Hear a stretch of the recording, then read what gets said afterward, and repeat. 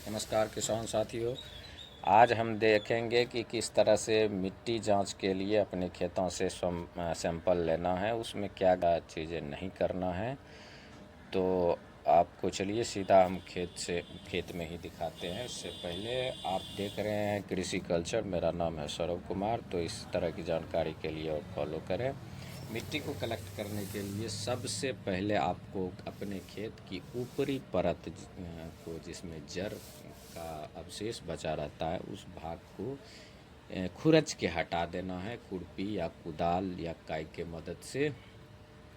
उसके बाद उसमें जो है इस तरह से भी शेप का कट लगाना है, और जिसके बीच की मिट्टी को पूर्ण रूप से हटा दीजिए। अब भी शेप के कट लगा के इसे हटाने का एक ये फ़ायदा होता है कि अगर आप बीच की मिट्टी लेते हैं तो हो सकता है कि कई बार ऊपर में न्यूट्रिएंट ज़्यादा हो और नीचे कमी हो, तो इस वजह से आपका जो है कि रिपोर्ट में खामियां आ सकता है।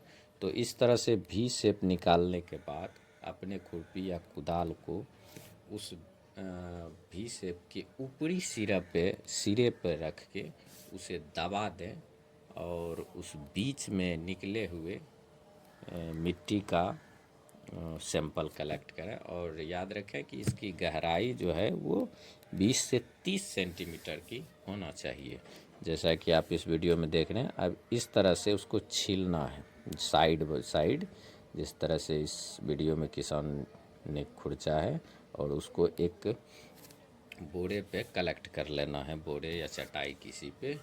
उसको कलेक्ट करने के बाद अच्छी तरीके से उसे मिक्स करिए, मिलाइए, और उसमें छोटे छोटे अगर जड़ कंद बचा है तो उसे साफ़ कर दीजिए, और इस तरह से उसको 4 भाग में डिवाइड करिए, बांट दीजिए। 4 भाग में बांटने के बाद किसी अन्य 2 भाग को बीच से निकाल दीजिए, हटा दीजिए। फिर उसे आपस में मिलाइए, और फिर उसे 4 भाग में बांट देना है, और बांटने के बाद उसे फिर 2 भाग को हटा देना है। और यह प्रक्रिया तब तक करना है जब तक कि वो 250 ग्राम से 500 ग्राम के बीच आ जाए।